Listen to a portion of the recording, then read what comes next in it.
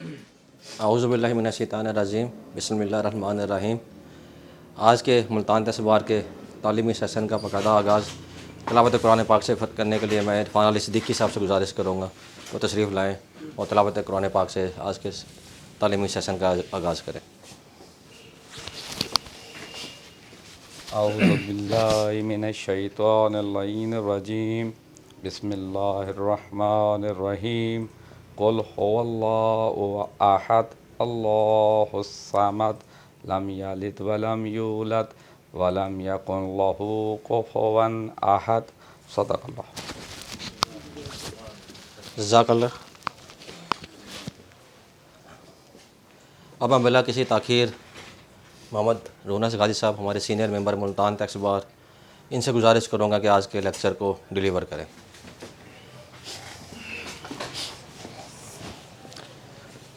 आज का जो लेक्चर है, ये एक टॉपिक जो मैंने सेलेक्ट किया है वो देखने में तो बड़ा ही अजीब सा लगता है, लेकिन जब आप ये बातें सुनेंगे आपके जहन में आएगा कि इस बात का भी मुझे पता है, और फिर आप कुछ कहेंगे या इसका मुझे पता होना चाहिए था, ताकि ये जो है ना हम गलतियां ना करें जिसकी वजह से टैक्सेशन हो जाए।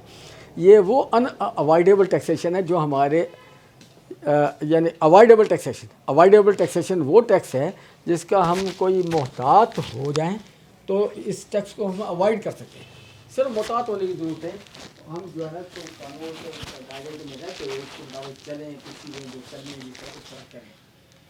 अब इसकी मैं सबसे पहली मिसाल जो देता हूँ वो ये देता हूँ कि प्रॉपर्टीज़ आम तौर पे कुछ लोग ख़रीदते हैं और ख़रीद के अपने फैमिली मेम्बर्स के नाम कर देते हैं, यानी डायरेक्ट रजिस्ट्री अपने फैमिली मेम्बर के नाम कराते हैं। अब देखा जाए तो घर के फ़र्द हैं सारे, कोई ऐसी बात नहीं, लेकिन टैक्स हमारा टैक्स का सिस्टम जो है ना इस बात को कबूल नहीं करता, क्योंकि सोर्स है वालिद का, या वालदा का या बड़े भाई का। अगर वो छोटे भाई का नाम दे रहा है, बहन के नाम करा रहा है प्रॉपर्टी या जैसे भी है, जिसका भी सोर्स है, सोर्स उसका है। अब इस सोर्स को दूसरे को ट्रांसफ़र करने के लिए कानून में पाबंदी लगा रखी है कि थ्रू प्रॉपर बैंकिंग चैनल उसको जाएंगे, या तो गिफ्ट करेगा या एडवांस करेगा या लोन देगा, दोनों में से कोई भी सूरत हो सकती है। तीसरा तरीका ही नहीं है कि एक बंदा दूसरे को कोई चीज़, कोई फंड्स ट्रांसफ़र करे। अब ये काम तो होता नहीं इस चीज़ों में, जब कोई यानी बड़े जो है ना अपने बच्चों के नाम प्रॉपर्टी कराते हैं, वहाँ ये बैंकिंग यानी कि बैंकिंग जो चैनल है वो इस्तेमाल नहीं होता। होता क्या है, वहाँ जब रजिस्ट्री होती है, वहाँ जो है ना जो स्टेटमेंट आती है, स्टेटमेंट और रजिस्ट्री के पीछे होती है, और वो जो होती है उसमें एक स्टैम्प सी लगी होती है जिसके अल्फाज कुछ इस तरह है कि इतनी रकम, यानी जो विटनेस हैं और जो रजिस्ट्रार है उनके रूबरू बायर ने सेलर को दे दी। अब बायर जो है ना वो वही है जिसका नाम रजिस्ट्री हो रही है। अब पेमेंट वो कर रहा है, लेकिन फंड्स आ रहे हैं अपने किसी बड़े के या बुजुर्ग के या वालिद के या वालदा के या किसी और के भाई के भी हो सकते हैं, किसी के भी हो सकते हैं, चाहे कितना भी क्लोज रिलेटिव है। तो वो जो है ना फंड्स जो है ना अगर एक बालग दूसरे को ट्रांसफ़र करेगा तो वो बैंकिंग चैनल लाजमी है, और नॉर्मली ये बैंकिंग चैनल होता नहीं। अब ये जो कंसीलमेंट तो नहीं कहलाएगी, ये जो है कंसीलमेंट नहीं कहलाएगी, ये जो है ना कंसीलमेंट तो उस वक्त नहीं जब सोर्स ना हो, सोर्स है लेकिन एक प्रोसेस अख्तियार नहीं किया गया। और इसमें जो इसका कॉन्सिक्वेंस बताए गए हैं वो ये है कि ये लेने वाले की इनकम बन जाएगी, जो फंड्स ले रहा है ये उसकी इनकम बन जाएगी। और प्रॉपर्टीज़ आम तौर पे जब परचेज होती है उसमें हैवी फंड्स इस्तेमाल होते हैं। ये नहीं कि 2 लाख 5 लाख 7 लाख 8 लाख 10 लाख, कुछ इससे ज़्यादा भी, करोड़ों में भी हो सकती है। तो जितना ज़्यादा अमाउंट की प्रॉपर्टी होगी उतना ही हाई रेट ऑफ स्लैब लग जाएगा उसके ऊपर। और ये सिर्फ इतना कि उसको फंड जो है वो जो है यानी कि ट्रांसफ़र ना करने में कोताही या गलती। क्लियर है? इसमें कोई और चीज़ आपके जहन में कोई आता हो, कोई मसला? अब जो है जो उसके अपने नाबालिग बच्चे हैं, क्योंकि उसके नाम का बैंक अकाउंट हो नहीं सकता, और वो जो है ना उसको उसके नाम से अगर प्रॉपर्टी लेगा तो वो प्रॉपर्टी जो है ना बगैर बैंकिंग चैनल की होगी।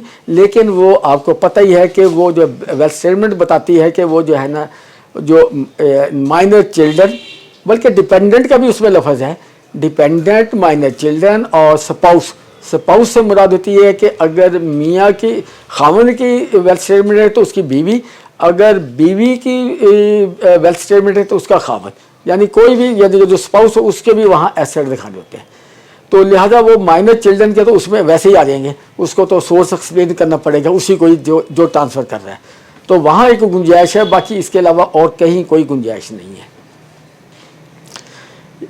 क्यों जी, क्लियर है ये? अच्छा, अब आ जाए कि अब एक है वेल्थ स्टेटमेंट को बनाना।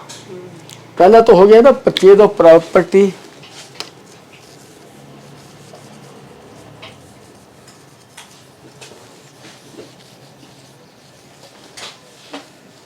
Purchase of property in the name of family member. Property के साथ या व्हीकल भी कह सकते हैं, कोई चीज़ एटसेट्रा एटसेट्रा कर दे तो ताकि और भी कोई चीज़ आ जाए। एसेट जो है ये फाइलर का शुमार होगा? नहीं, फाइलर नॉन फाइलर के इससे तल्लक नहीं। एसेट उसका होगा जिसके नाम है, उसी को एक्सप्लेन करना पड़ेगा ये पैसे कहाँ से आए। एसेट उसका है जिसके नाम है। और उसको फंड दिए हैं उसके बाप ने या नहीं दिए नहीं, अगर तो गिफ्ट दिया है, अगर तो गिफ्ट दिया है तो जो खरीदार है वो फर्ज के उसका कोई एसेट नहीं है, तो वो जो है ना एसेट जो है ना अपने वेल्थ स्टेटमेंट में डालेगा और उसको रिकनसाइल जो करेगा वो रिकॉन्सिलेशन स्टेटमेंट में जाके वहाँ कहेगा कि इसका सोर्स जो है ना, जहाँ सोर्स आता सोर्स है बताएगा। वहाँ जैसे इनकम होती है, सोर्स है इनकम, ठीक है ना, इसी तरह एक्सपेंडिचर है वो रिकनसाइल करता है ना, ये एक्रेशन ऑफ वेल्थ आ जाएगी। और उसके बाद जो है ना वो सोर्स जो होगा वो उसमें लिखेगा, रिकॉन्सिलेशन में जाके लिखेगा कि ये गिफ्ट फ्रॉम फादर। और अगर लोन है तो वो जो है ना एसेट अपनी वेल्थ में लिखेगा, प्रॉपर्टी या कुछ, और लाइबिलिटी में जो है ना उसका जो है ना वो लोन लिखेगा, और दोनों का नेट ऑफ जब होगा उसकी अपनी वेल्थ जीरो। नहीं, उसने तो सोर्स लिख दिया।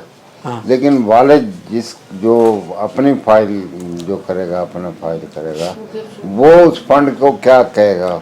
वो जो है ना वो अपने जहाँ रिकॉन्सिलेशन आएगी ना, क्योंकि उसके एसेट फर्ज के एक बंदे के पास 50 लाख यानी बैंक में पड़ा है और वही बैंक को इस्तेमाल करके तो यानी कि प्रॉपर्टी खरीद देता है, 50 लाख ही से खरीदी आसानी के लिए, वो 50 लाख पड़ा है, 50 ही खरीद दिया, प्रॉपर्टी खरीदी।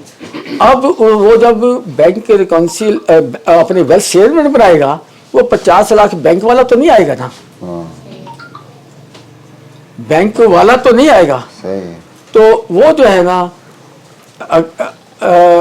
अगर तो उसने गिफ्ट किया है, गिफ्ट किया है तो यानी आपका एसेट कम हो चुका होगा 50 लाख से, वेल्थ आपकी कम हो चुकी होगी 50 लाख से, लेकिन रिकॉन्सिलेशन में आ जाएगा कि आप रिकॉन्सिलेशन में जहाँ एक्सपेंडिचर लिखते हैं ना, वहाँ जहाँ फंड की आउटले यानी कि आप जो इस्तेमाल कर रहे होते हैं चीज़ें, वहाँ आ जाएगा गिफ्ट गिवन टू सन या टू डॉटर या टू वाइफ या फला जिसको भी है वहाँ। अगर ये लोन दिया है, उसने लोन दिया है तो उसका जो है उसकी वेल्थ स्टेटमेंट में 50 लाख बैंक बैलेंस जो है ना उसकी जगह 50 लाख एडवांस में आ जाएगा, यानी एसेट ही रहेगा, उसी का एसेट है, लोन दिया है ना, ठीक है ना। और वेल्थ स्टेटमेंट में कोई फर्क नहीं पड़ेगा क्योंकि वेल्थ वही की वही रही, सिवाय ये है कि इंटरचेंज हुई है। उसका नाम लिखेगा ना, बेटे का, बीवी का, जिसका वो तो लिखेगा, वो बताएगा कि किसको दिया, यानी लोन जो है किसको दिया उसका तो कौन देगा। स्टेटमेंट में भी शो करूंगा कि ये फंड मैंने नहीं कौन किस तरह नहीं, जो गिफ्ट दे रहा है मैं दे रहा हूँ ना। हाँ, वो तो लिखेगा। स्टेटमेंट में तो शो देखिए मेरी बात सुने, और वो बेटा अपनी स्टेटमेंट में शो करेगा कि बाप से नहीं है। लाइबिलिटी है, लाइबिलिटी वो अपनी लाइबिलिटी, और एसेट जो लिया है वो उसका एसेट में आ जाएगा। सही अब है। अगर सर सेल्फ ओन, अगर हम किसी लोन लेकर कोई प्रॉपर्टी परचेज करते हैं, हाँ हाँ मतलब हमने लोन लिया और प्रॉपर्टी ले ली, हाँ हाँ। तो जो हमारा लोन होगा वो हमारे तो लायबिलिटी में आ गया। एसेट जब तक रियलाइज नहीं होता वो एसेट कंसिडर नहीं होता, वो जैसे आपने बताया कि वो रियलाइज कैसे?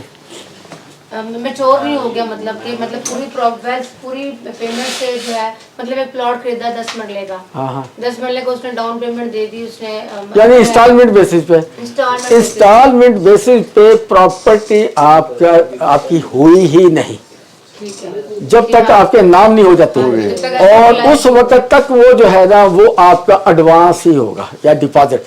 इन्वेस्टमेंट भी लिख सकते हैं सर। हाँ इन्वेस्टमेंट ही है ना, इन्वेस्टमेंट। यानी कोई नाम दे दे इसको जिसका मफहूम ये निकले कि deposit for purchase of property, और उसके कोई भी देने तो वो भी दे दो, फ्लास हाउसिंग स्कीम है उसमें इतने मरले का प्लाट है फला है, ठीक होता है। लेकिन अगर इस तरह गाड़ी लीज होती है सर, हाँ तो वो भी इसी तो वो तरह जैसे अगर वो बैंक से लीज होती है तो लायबिलिटी में उतनी अमाउंट आएगी।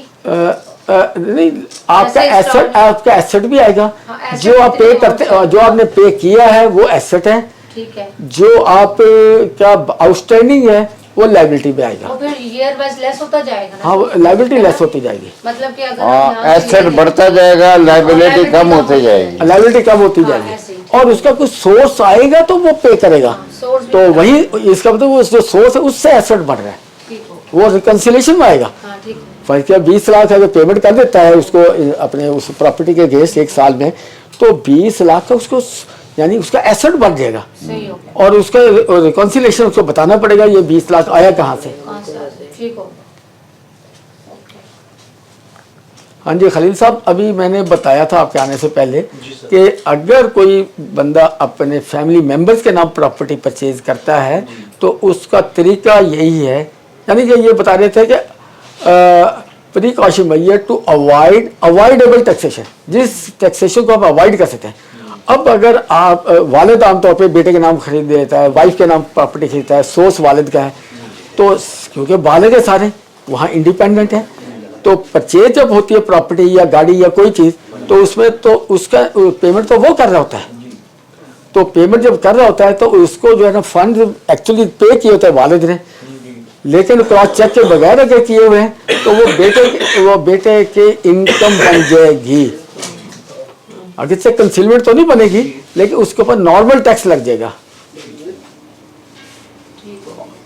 तो अब उसी का ही हो रहा था कि सवाल है कि अगर ट्रांजैक्शन हो जाती है किसी गलती की वजह से कि वो बैंकिंग ट्रांजैक्शन नहीं हुई, हाँ उसको अब ये गलती को सुधारने के लिए बैक साइड पे तो ट्रांजैक्शन कर नहीं सकते, काम तो हो चुका हुआ है, हाँ। क्या बयान अल्फी से या गिफ्ट डीड से गुजारा हो जाएगा हमारा? वो बयान अल्फी कानून को ओवरराइड नहीं कर सकता, ये कानून है ना ये तो, कि जी अगर क्रॉस चेक के बगैर किसी ने गिफ्ट या लोन लिया है, गिफ्ट और लोन ये दो लफ्ज है, और फंड ट्रांसफर के दो ही ये तरीके हैं, इसके अलावा तीसरा तरीका ही कोई नहीं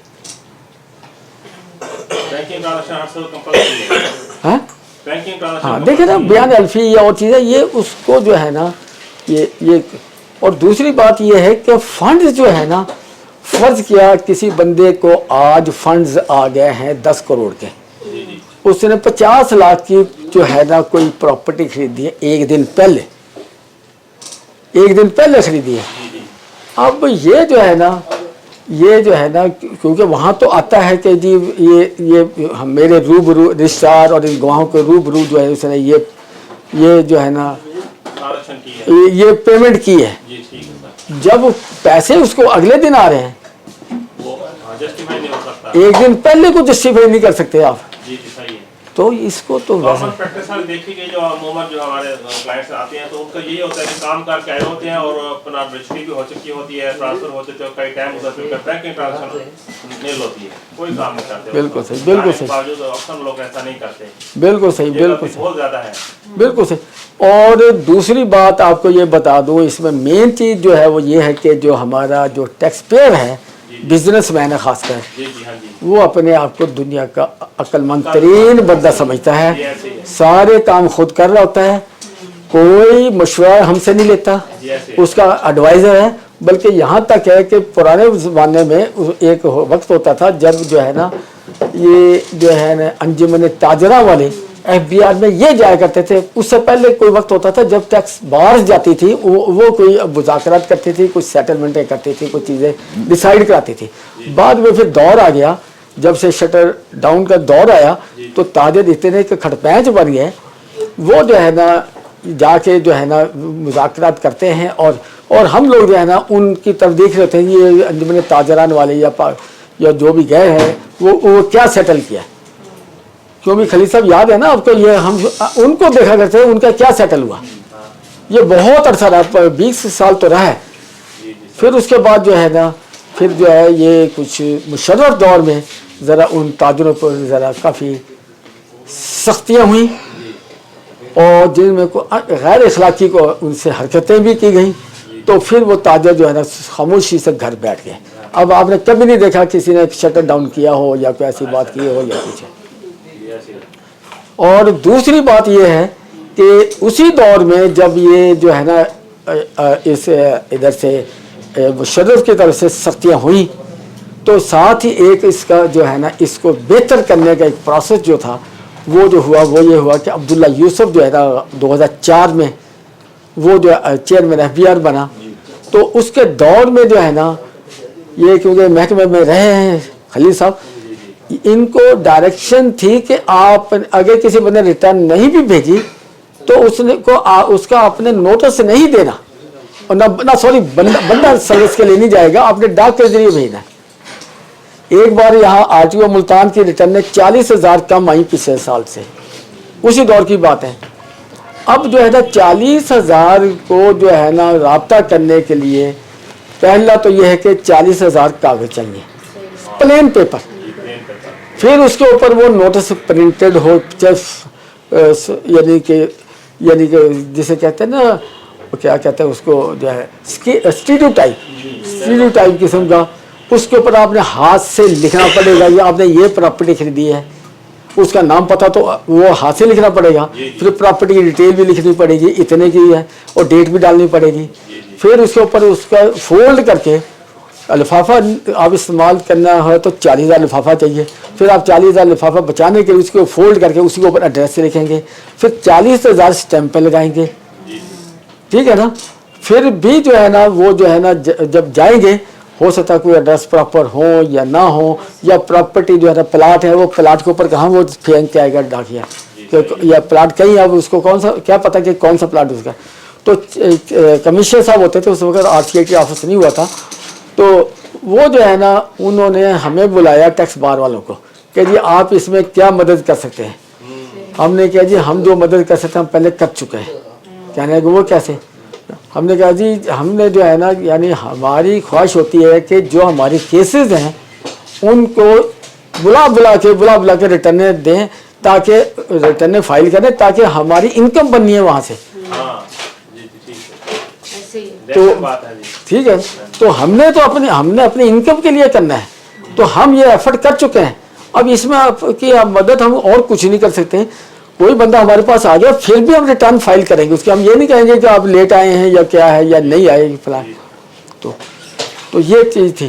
सर फादर ने इनकम जो है 20 लाख रुपए शो की है, फादर ने इनकम 20 लाख शो की, किस तरह के नाम से प्रॉपर्टी ली है हाँ 15 लाख की। हाँ फिर उसे क्रॉस चेक किया, उसे वो अपनी रिटर्न में शो कर रहा है कि property purchase in the name of other. ठीक है, उसे क्या जरूरत है क्रॉस चेक? वो बेनामी ट्रांजैक्शन में अगर आप डालना चाहते हैं तो आपकी मर्जी है, कई मसाइल बन सकते हैं उसके।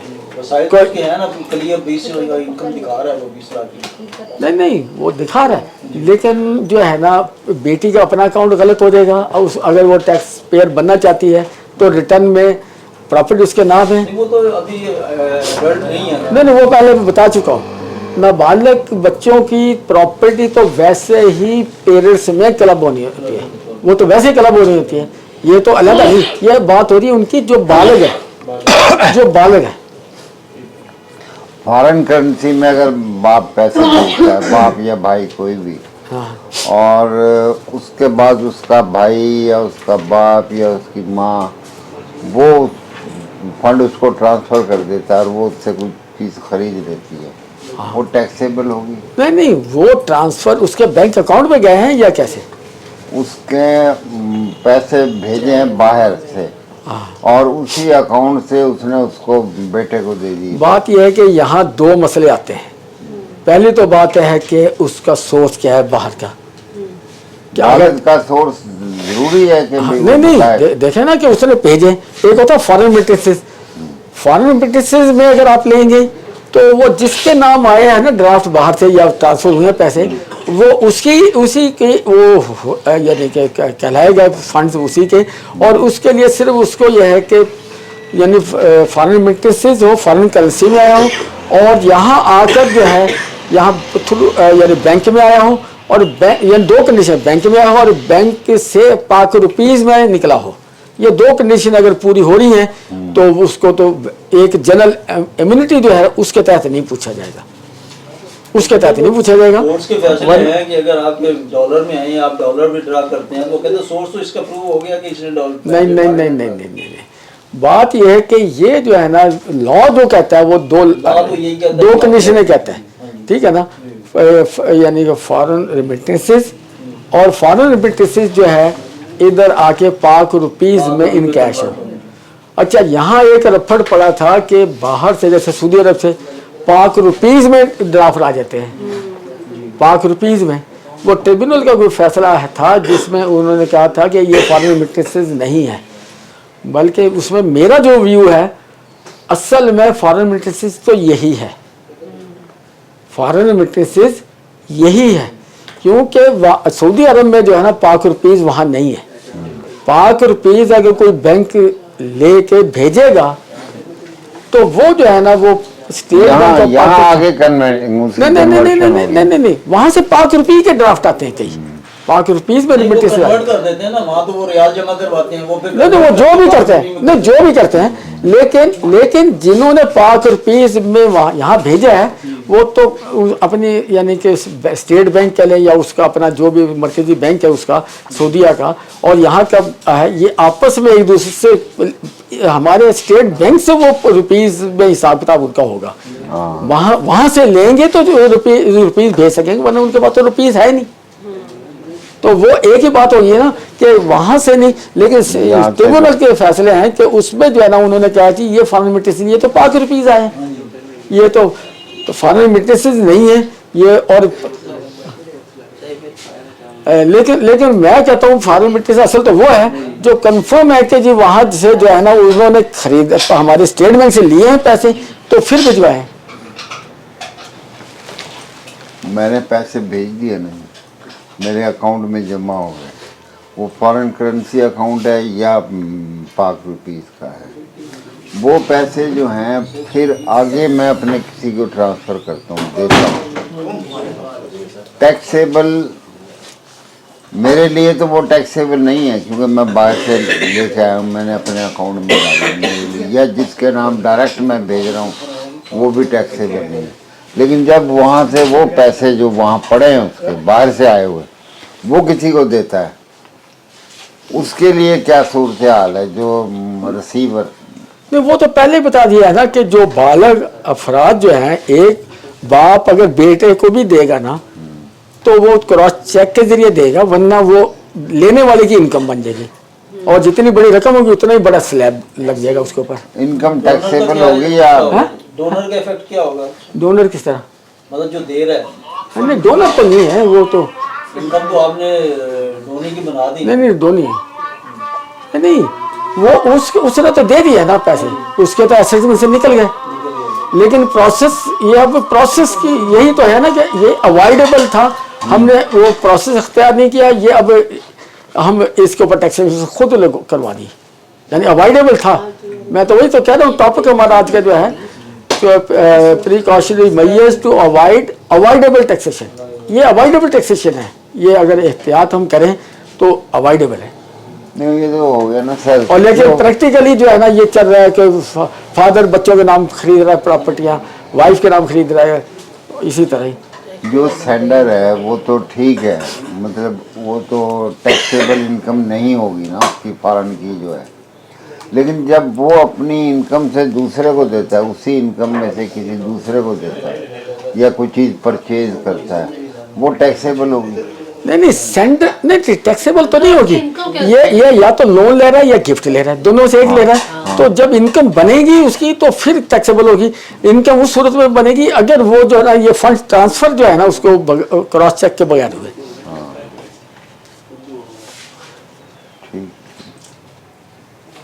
ठीक है सर, आगे चलिए।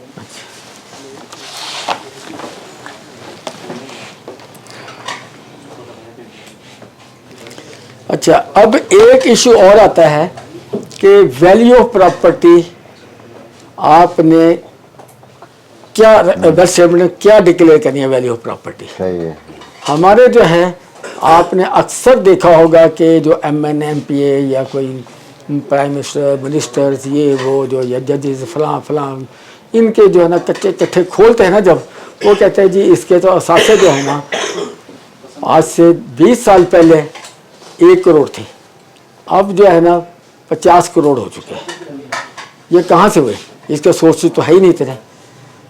होता ये है कि वो जो है ना जो डिपार्टमेंट को वेल्थ देते हैं, वो अपने डिपार्टमेंट को, इनकम टैक्स की बात नहीं मैं कर रहा हूँ यहाँ, जो डिपार्टमेंट को देते हैं तो वो जो है ना अपनी वेल्थ जो है ना हर साल जो है ना करंट रेट के मुताबिक रीवैल्यू कर लेते हैं, रीवैल्यू कर।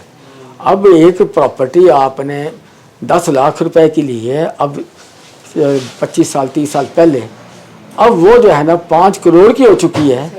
तो अगर आप इसको 5 करोड़ लिख के दे देंगे, पब्लिक को तो ये इंप्रेशन जाएगा कि इसकी ये जो है इतने सालों में इसकी प्रॉपर्टी इतने 100 गुना बढ़ गई है, यही आएगा ना इंप्रेशन। अब ये एक एक्सप्रेशन कौन दूर करेगा? ये सिर्फ हमारी गलती है कि जी हमने जो है ना उसको जो है, असल में वेल्थ स्टेटमेंट जो होती है ये होती है, इसकी जो रिकन्सिलेशन होती है ना ये कैश फ्लो के साथ ताल्लुक होता है। आपका इनकम कितनी आई, कितने एक्सपेंडिचर हुए, एसेट कितने इंक्रीज हुए, एसेट कितने डिक्रीज हुए, उनकी अमाउंट जो होती है वो वेल्थ स्टेटमेंट में आ जाती है, जितने का डिक्रीज होते हैं। ये सिर्फ कैश से ताल्लुक होता है। कैश में प्रिजम्पशन नहीं चलती कि जी आप अपने किसी तिजोरी में 10 लाख रुपया रख दें और 10 साल बाद कहें कि जी ये तो अब इतना हो गया, क्या वो कैश हो जाएगा उतना? नहीं, कैश तो नहीं। तो वो ये कैश से ही खरीदी हुई है ना, फैका 10 लाख की खरीदी हुई है और 10 साल बाद इसको हम कहेंगे ये तो जी 50 लाख की होगी है। और फिर कैसे रिकंसाइल करेंगे? रिकंसाइल करने के लिए यही आप कहेंगे ये इन्फ्लेटेड वैल्यू है इतनी जिससे मेरी रिकंसाइल होती। क्यों इस पंगों में पढ़ना है? सीधी सीधी बात करो, जितनी की है इन चक्करों में पड़े ना, हर साल वैल्यूएशन करते रहो। नहीं रॉन्ग हो गलत सही हो, लेकिन जो है ना सही तरीका तो यही है। वेल्थ स्टेटमेंट जो कैश से मुताबिक चल रही है, कैश और कैश इक्विवेलेंट। वैसा भी तो 7E के मुताबिक है ना, जो आप बता रहे हैं कि जो मौजूदा वैल्यू है वो लेनी। नहीं वो तो आपने किसी खास पर्पज के लिए लेनी है। मिसाल के तौर पे किसी जमाने में वेल्थ टैक्स होता था। वेल्थ टैक्स जो है वो लगता था जो है प्रॉपर्टी की जो डीसी रेट, अगर रेंटेड प्रॉपर्टी है तो रेंट का यानी 10 साल के रेंट के बराबर जो वैल्यू बनेगी वो, और DC rate which ever is high. अब बंदा ये नहीं कर सकता कर ले कि जी मैं वेल्थ टैक्स को बचाने के लिए थोड़े से रेंट के ऊपर किराए पे दे देता हूँ बड़ी प्रॉपर्टी, वो डीसी रेट या ये। क्लियर? सही। वेल्थ स्टेटमेंट तो एसेट जो है कॉस्ट वैल्यू पे आते हैं। हाँ वही है ना, यानी कि जो आपका कैश उसको लेने के लिए इस्तेमाल हुआ आपने वही लिखना, इससे 1 रुपया भी ज्यादा नहीं लिखना। 10 साल पहले जिस कीमत पे ली थी, 20 साल पहले मतलब वही रेट लगेगा, वही रखेगा। नहीं वो तो नहीं, देखो आपको मिलाना पड़ेगा। आप अगर 1 साल में आप उसको जो है ना जितनी भी रकम बढ़ाएंगे कैपिटल गेन तो उस वक्त लगेगा जब वो आपको बेचेंगे और रियलाइज करेंगे। हाँ, तो इसमें जो है ना ये जो है ना आप जितनी भी रकम उसकी बढ़ाएंगे, यानी आपके पास उसका फंड तो है नहीं, जितनी रकम बढ़ाई रिकॉन्सिलेशन आउट हो जाएगी।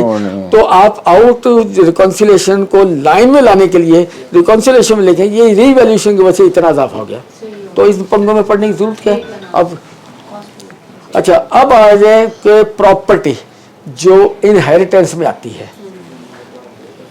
इनहेरिटेंस में जो प्रॉपर्टी आती है या गिफ्ट कोई मिलता है आपको, कोई भी एसेट आपको गिफ्ट मिल जाता है या इनहेरिटेंस में आती है, उसकी वैल्यू आपने क्या लिखनी है किसी को पता? तो यही है, जीरो। प्रैक्टिस तो लोग यही करते हैं, लिखते ही नहीं है ना कि इनहेरिटेड। नहीं वो जीरो नहीं, प्रॉपर्टी डिस्क्रिप्शन में आएगी अमाउंट उसकी फिगर, ये zero is also figure, zero is also figure. आप जीरो वहां पंच कर देंगे तो ये वही आएगी, ठीक हो गया ना। फिगर तो आपने लिखनी है ना कोई ना कोई। इनहेरिटेड प्रॉपर्टी, अच्छा इनहेरिटेड प्रॉपर्टी आपने कब डिक्लेयर करनी है किसी को पता है इस चीज का? आपने कब डिक्लेयर करनी? जब वो इनहेरिटेंस का सर्टिफिकेट इशू हो जाए, पोजेशन अपना नहीं पोजेशन का नहीं था, सक्सेशन सर्टिफिकेट। ना ना ना ना आप देखें उसका जब वो देखो सक्सेशन सर्टिफिकेट मिल गया, लेकिन आप 10 साल तक आप उसको ले जाके ट्रांसफर नहीं करा रहे। जब आपके नाम आएगी आप उसी वक्त ही लिखेंगे ना, बिल्कुल ऐसे ही है। जब आपके नाम हो जाएगी उस वक्त लिखेंगे। कोर्ट ने तो नाम कर दिए जब सक्सेशन सर्टिफिकेट मिल गया। नहीं नहीं नहीं नहीं, महकमा माल में आपके नाम नहीं आए, वो तो उन्होंने ऑर्डर कर दिया है कि ये इनको ट्रांसफर होगी। जब तक ट्रांसफर नहीं होगी, और दूसरी बात है कि इसमें जो है ना वैल्यू तो आपने जीरो लिखनी है, तो 10 साल बाद चल लिख रहे हैं। अगर ट्रांसफर 10 साल बाद आती है तो जब भी जीरो ही आनी है। और पहले जिस दिन ऑर्डर हुआ बकौल आपके कि भी अगर सक्सेशन सर्टिफिकेट हो गया उस दिन भी अगर लिखेंगे, लेकिन वो टेक्निकली गलत होगा क्योंकि आपके नाम नहीं है प्रॉपर्टी, लेकिन उस दिन भी तो जीरो लिख रहे हैं। और इसे 10 साल बाद करेंगे, 10 साल बाद भी जीरो लिखना, इसके दरमियान में उसकी कोई वैल्यू में कोई इजाफा नहीं होगा, क्योंकि जिसके नाम आ रही है प्रॉपर्टी उसकी इसके ऊपर इन्वेस्टमेंट इज जीरो। अच्छा, अब जो है ना कुछ प्रॉपर्टियां होती हैं वो डिविजिबल नहीं होती, यानी जो प्रॉपर्टी ऐसी है उसमें उनमें से एक बंदा जो है ना, एक बंदा जो है वो कोई लेना चाह रहा होता है, जी मैं ले लेता हूँ, और उसमें आमतौर पे वो लेता है वारसान में से, जिसको जो पैसे वाला होता है वो कहता है जी मैं जो है ना मैं ले लेता हूँ। अब वहाँ ब्लैकमेल वो ये कर रहा होता है क्योंकि दूसरा माठा होता है वो ले नहीं सकता, वो रेट अपनी मर्जी का लगा देता है, अपनी मर्जी का रेट लगा देता है कि जी मैं तो इस रेट पे लूँगा, ठीक है ना। तो वो जो है ना एक्सप्लॉइटेशन कर रहा होता है कि जी पैसे उसके पास हैं वो ले सकता है, और थोड़ा सा वैसे स्टेटस भी उसका ज़रा बेहतर होगा दूसरे भाई से जो गरीब है बेचारा। तो वो इसका जो है ना, अगर इस टॉपिक से इसका कोई तल्लक नहीं, लेकिन मैं आपको ये बता दूं ताकि आपके जहन में रहे और आपके काम आए। उस वक्त जो है ना जो लेना चाह रहे हैं ना, या दोनों में से कोई एक, यानी अगर दोनों इक्वली हैं ताकि एक दूसरे को लेट डाउन ना करें, उनमें से कह दो कि जी आप जो है ना अख्तियार देते हैं। मैं मिसाल के तौर पे कोई प्रॉपर्टी सोच साहब की और मेरी है, हमें आनी है दोनों को, तो अब जो है ना अख्तियार में देता हूँ ताज साहब, आप जो है ना जो मर्जी रेट लगा दें, अख्तियार दे दिया, ठीक है ना। अब मेरे पास जो अख्तियार है वो ये है कि मैं इस पे ले लूँ या दे दूँ, ये ऑप्शन मेरे पास है, रेट आपने लगाया, अब मेरे पास ये अख्तियार है कि मैं या तो ले लूँगा या दे दूँगा। अब ये जो है ना बंदा जो है ना ताज साहब जो है ना वो बहुत सोच समझ के रेट लगाएंगे, ये ना हो कि मैंने यानी अगर वैसे लेनी होती तो कम रेट लगाना था, तो ये है कि ये खुद ना ले ले।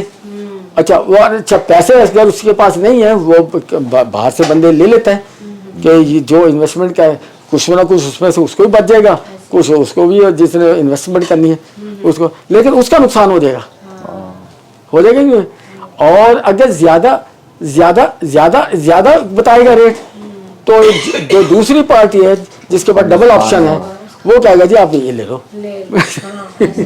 तो वो लिहाजा बिल्कुल एक एक रुपया कैलकुलेट करके जो है ना वो रेट ऐसा फिक्स करेगा जो ना 1 रुपया ना ज्यादा होगा ना 1 रुपया कम होगा। क्लियर हो गया। ये एक आम तौर पे घरों में बड़े मसाइल आते हैं या मोहल्ले में इलाके में डीसी रेट पे इत्तेफाक कर लेंगे। नहीं डीसी रेट क्यों, उसकी तो रेट, असल रेट वो है जो उसको कैश मिल सकता है, मार्केट में जो कैश मिल सकता है वो रेट है। डीसी रेट तो एक समझो टोकन सा रेट है, टोकन रेट है, लाजमी नहीं कि प्रॉपर्टी। अब डीसी ने तो ये है कोई कोने वाली प्रॉपर्टी है, कोई साथ वाली है, कुछ के साथ वाली है, कुछ लोकेशन ऐसी है वहाँ से वहाँ ज़्यादा वैल्यू है। अब एक एक प्लाट का, ये एक एक दुकान का तो वो रेट नहीं ना देगा डीसी, वो तो पूरी रोड का देगा। तो वहाँ जो है ना असल रेट वो होता है जिसमें वो बिक सकती हो मार्केट में। ये तो आप अनऑफिशियल डीलिंग कर रहे हैं, अनऑफिशियल डीलिंग कर रहे हैं, वो अलग बात है कि रजिस्ट्री आप जितने की मर्जी कराएं बाद में वो, लेकिन जो लेन देन की बात हो रही है वो है जो आपने एक दूसरे से कैश लेन देन करना है। तो वहाँ जो है ना 1 रुपया भी ना कम लगाएगा ना ज़्यादा लगाएगा, बिल्कुल फेयर रेट आएगा। कभी तो आपको सालसी करनी पड़ जाए किसी जगह या कुछ है तो वहाँ ये आप ये वो आपस में होगा, मतलब है जो वहाँ आपने स्टेटमेंट देनी है वो तो आपने वो तो आपके अपनी वो जो है कम वैल्यू पे जो है ना वो दिखाएगा कि जी मैंने ये बेची है, कम वैल्यू पे बेची है, वो अपना वाइट कैश को जाय कर रहा होगा, ये उसका मामला है, वो अपना वाइट कैश जाय कर रहा है। ऐसे हो रहा है, ठीक है। अच्छा, जमात 4:15 है, 4:15 से 5 मिनट पहले ब्रेक करेंगे। अच्छा, अब जो है ये तो क्लियर हो गया कि प्रॉपर्टी आपने इनहेरिटेड प्रॉपर्टी उस वक्त डिक्लेयर करनी है जब आपके ये नाम हो जाए। अच्छा, अब बाज़ का तो होता है कि जैसे मैंने अभी बताया कि जी एक दूसरे से यानी कि क्योंकि डिविजिबल नहीं होती प्रॉपर्टी, या वैसे होता है कि जी ये पोर्शन आप ले लें, ये पोर्शन मैं लेता हूँ, वो कुछ अमाउंट में कुछ ज़्यादा होगा, 1000 कम होगा, जो ज़्यादा वाला ले रहा होता है वो उसको कैश देता है। पहली तो बात यह है कि प्रॉपर्टी जो है ना हर बंदे के नाम पहले चढ़ेगी, जेब में ये रख लें, जब इनहेरिटेंस होगी प्रॉपर्टी हर वो लीगल हेयर के नाम चढ़ेगी। अब उसके बाद एक दूसरे जब लेन देन करेंगे, ये एक आम नॉर्मल सेल परचेज हो रही है, नॉर्मल सेल परचेज हो रही है। अब इसमें कोई नई टेक्निकल चीज नहीं है, क्लियर है? और अगर जो है आपने जो है ड्यूरिंग द ईयर ही यानी आपस में सेटलमेंट में कोई आप अपने बेच देते हैं, कोई पेमेंट कर देते हैं दूसरे को, ठीक है ना, यानी पेमेंट ले लेते हैं, बल्कि आप बेचते हैं और ले लेते हैं, तो वो जो है ना आपका यानी कि कैश आ जाएगा, या किसी और शेयर में कोई गाड़ी दे देता है कि ये गाड़ी ले ले और ये ले ले, फलां ले ले, या ये प्लाट ले लो, या बात होता है ना वही मेरा प्लाट है जी आप ये ले लें, तो इसमें सेटलमेंट में तो वो अब प्लाट आपका हो जाएगा, उसकी वैल्यू वही होगी जितने पे वो रजिस्ट्री होगा, क्योंकि वो प्लाट रजिस्ट्री होगा आपको, ठीक है। और आपके नाम जो है ये तो है डिफरेंस को कवर करने के लिए जो लेन देन हो रहा है, तो अब जो है ना बाकी जो है ना जो आपके नाम है ये आपका एस यानी कि ये वैसे ही ये प्रॉपर्टी आपकी होगी।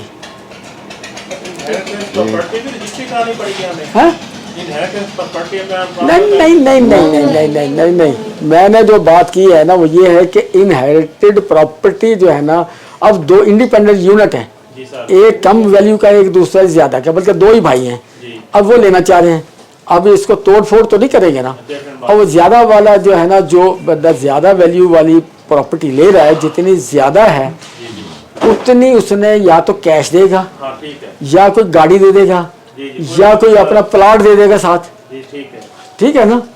तो वो जो है ना जो प्लाट फर्ज का मिल रहा है या गाड़ी मिल रही है, वो आपका जो है ना उसकी कोई वैल्यू तो लगाएंगे ना आप, तो आप अपने वेल्थ में डालने के लिए, अब वो परचेज आपकी कहलाएगी, ठीक है। और तो रजिस्ट्री भी होगी फिर उसकी, और ट्रांसफर होगी, तो उसकी पेमेंट तो नहीं की होगी। नहीं, मेरी बात सुन ले, बात यह है कि मेरी बात सुन ले, बात यह है कि फर्ज क्या, एक है 50 लाख की प्रॉपर्टी, दूसरी है 70 लाख की।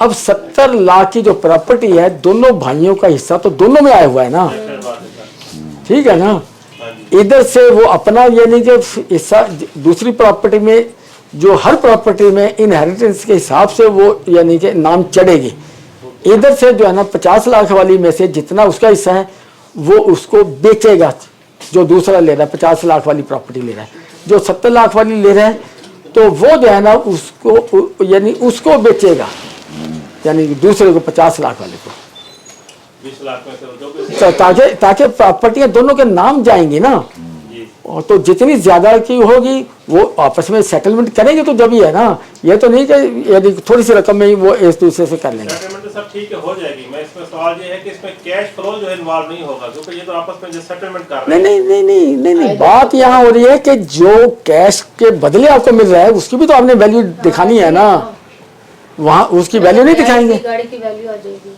वैल्यू तो प्लॉट नहीं नहीं, जो ले रहा है फिर क्या वो अपना जाती प्लाट देता है साथ, कहता है ये प्लाट भी ले लो और ये प्रॉपर्टी 70 लाख वाली मुझे दे दो और 50 लाख वाली तुम रख लो, ठीक हो गया, प्लस प्लाट में उसने दे दिया। प्लाट दे दिया। अब प्लाट का जो उसने दिया फिजिकली, उसे कैश तो भाई को पे नहीं किया। नहीं नहीं, प्रॉपर्टी उसके नाम आएगा, प्लाट आएगा, हाँ जी, जब प्लाट आएगा तो बयान के वक्त दिया कि हाँ जी ठीक है मैंने पैसे ले लिए भाई से, वो तो बयान के उससे उसने अपना नाम ट्रांसफर करा लिया। अब कैश नहीं नहीं, पैसे ले लिए, पैसे ले लिए, पैसे ले लिए तो उसको कैश भी तो दिखाना पड़ेगा ना अगर पैसे ले लिए, लेकिन ये इन काइंड ट्रांजैक्शन हो रही है। वो जो है ना पैसे नहीं दे रहा, वो कह रहा है कि जी ये प्रॉपर्टी इसका ये इतना हिस्सा है मेरे मकान में जो है, ये जो है ना इसके बदले मैं इसको ये देता हूँ, और या मेरा हिस्सा जो इसके प्लाट में है, इसकी प्रॉपर्टी 50 लाख वाली में तो है ना उसका हिस्सा है 70 लाख वाले का, हाँ जी है, ये मैं उसको देता हूँ और ये करता हूँ इसका। तबादला कहते हैं आपस में। हाँ हाँ, तबादला तबादला। लेकिन प्रॉपर्टियां जो है ना, किसी भी मोड में दे सकता है। हाँ वो प्रॉपर्टियां जो है ना वो अपने अपने अपने नाम में सही हो जाएंगी। नाम तो खैर करवाएंगे उसमें कुछ, हाँ हाँ, नाम तो कराएंगे, बस सिर्फ कैश का सोर्स आता है। इसमें सर एक छोटा सा नुकता अच्छा, पानी जो है। तलब है, फॉर एग्जांपल हमारा ये तो होता है जुलाई से जून हमारा चलता है, हाँ हाँ, अगस्त सितंबर में हमारे पास इनहेरिटेंस प्रॉपर्टी ट्रांसफर होकर हमारे पास आ गई, हमने अभी वेस्टेड में तो डिक्लेयर नहीं कर सकते, नेक्स्ट ईयर हम करेंगे। अच्छा इत्तेफाक ऐसा होगा कि अप्रैल में या मई में जाके हम उसको सेल कर दिया, during the year in house हमारे नाम हुई, ड्यूरिंग द ईयर हमारे से सेल हो गई, ठीक है। तो क्या उसमें हमारे गेन भी आ रहा है हमारे पास? नहीं नहीं, गेन नहीं आ ये रहा, नहीं आ रहा। गेन नहीं आ रहा, वो तो आपने सेल कर दिया ना, इनहेरिटेड प्रॉपर्टी जिसकी वैल्यू जीरो थी, टोटल अमाउंट ठीक है। कम आ गया ना सर हमारे। ठीक, नहीं नहीं, जिसकी वैल्यू जीरो थी हाँ जी, आपकी, यानी कि वेल्थ स्टेटमेंट में फर्क है, उसी साल में ही सेल हो गई है। हाँ जी, अगर अगले साल भी हो तो वैल्यू पहले साल में भी जीरो है, अगले साल में उसकी जीरो है। सारे वेल्थ स्टेटमेंट में भरते हैं हम सोर्स इनकम में दिखाएंगे ये हमारा कैपिटल नहीं नहीं, जब जीरो वैल्यू वाली प्रॉपर्टी सेल होगी तो उसकी रिकॉन्सिलेशन में वो अमाउंट आ जाएगी, एक सोर्स बन जाएगा उसका, ऐसे ही क्योंकि अब उसके पास प्रॉपर्टी के बदले कोई और एसेट आ गया, कैश आ गया या कोई और चीज आ गई, कोई भी चीज आ गई तो सोर्स उससे रीएंट्री उसमें डाली जा सकती है। वो सोर्स में जाके जैसे गिफ्ट दिखाना होता है रिकॉन्सिलेशन में, मुझे गिफ्ट मिला, जिसने दिया उसने एक्सपेंडिचर वाले पोर्शन में बताना होता है कि ये मेरा, इसलिए मेरा एसेट कम हुआ है, मैंने उसको ये दे दिया एसेट। डिस्पोजल ऑफ एसेट में एंट्री करेंगे सर, हाँ डिस्पोजल ऑफ एसेट में एंट्री जाके इसके करेंगे हम। नहीं नहीं नहीं, वेल्थ स्टेटमेंट में तो आप वो चीजें लेंगे जो 30 जून को आपके नाम है, इसके अलावा कोई चीज नहीं लेंगे। रिकॉन्सिलेशन में सर बात कर रहा हूँ। हाँ, रिकॉन्सिलेशन में फिर आपको बताएंगे कि अगर कोई आपकी जीरो वैल्यू वाली प्रॉपर्टी थी, उसके आपको 50 लाख या 70 लाख मिल गया है, हाँ जी, तो आप वो बताएंगे ये मेरे पास जो इनहेरिटेड प्रॉपर्टी ये बेची है, इसके ये पैसे हैं, ठीक हो गया सर, ठीक हो, क्लियर सर। क्योंकि वो तो ट्रेडिंग तो कर नहीं रहा, वो तो विरासत में आई है, उसको डिस्पोज ऑफ किया है। जी जी ऐसे ही हो, ठीक है सर, क्लियर सर। अब इसमें एक इशू आता है जो मैं समझाऊँ। जी जी, जब आपने अगस्त के अंदर प्रॉपर्टी आपने नाम कराई, हाँ जी, एफबीआर की वैल्यू थी वहाँ पे 1 लाख मिल रहा, मिसाल दे रहा, एफबीआर की वैल्यू 1 लाख मिल रहा है। जी जी, जब आपने मई में जाके बेची तो एफबीआर की वैल्यू होगी 1,20,000 रुपये मिल रहा, जी, तो वो जो डिफरेंस होगा वो कैपिटल गेन में होगा, ये खा लें ठंडे हो वो जाएंगे, 20,000 रुपये का डिफरेंस है, एफबीआर की वैल्यू को आपने लेके गरम चलो। गरम है। अगर हम और ये शहद है, शहद के साथ अगर पैकेज बहुत अच्छे लगते हैं, उस नोटिफिकेशन के मुताबिक 1 लाख कैचअप से ज़्यादा अच्छा लगेगा। अगस्त में भी, और जब आपने बेची ड्यूरिंग द फाइनेंशियल ईयर जून अपना अप्रैल मई में, हाँ जी, उस वक्त भी नोटिफिकेशन के मुताबिक 1 लाख किया, तो फिर वो ये कैचअप से ज़्यादा अच्छा लगेगा, शहद पहले से खा के देखो। गेन कोई नहीं ना हो रहा। गेन कोई नहीं होगा, गेन वहाँ होगा जहाँ एफबीआर अल्लाह का सर्कुलर करके उसको वैल्यू को बढ़ा दे।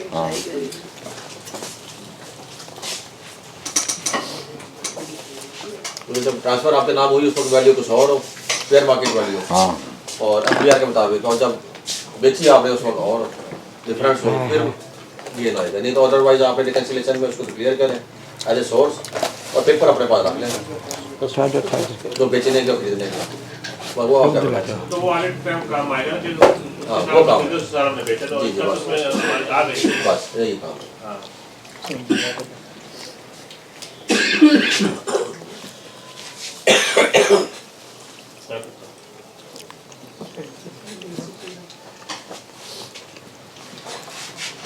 आपने जीरो वैल्यू क्या ये इन हेड कंट्री जब वो उसे आप फर्ज करें वो सेल करते हैं तो फिर वो सर, 7E के हिसाब से फिर ज़्यादा नहीं बनाएंगे उससे। 7E तो अलग टॉपिक है सर। 7E वो सोर्स से रिलेटेड नहीं है, वो तो जैसे भी आपके नाम प्रॉपर्टी आई हुई है तो वो जो है ना, अगर आपके नाम है तो आपने 7E देना है और उसका तरीका कर वहाँ देगा। यहाँ तो हो रहा है कि हमने टैक्सेशन को जो है ना, यानी कि इनकम टैक्स जो लगता है उसको क्या, यानी कि कैसे अवॉइड करना है, जिसको हम अवॉइड भी कर सकते हैं।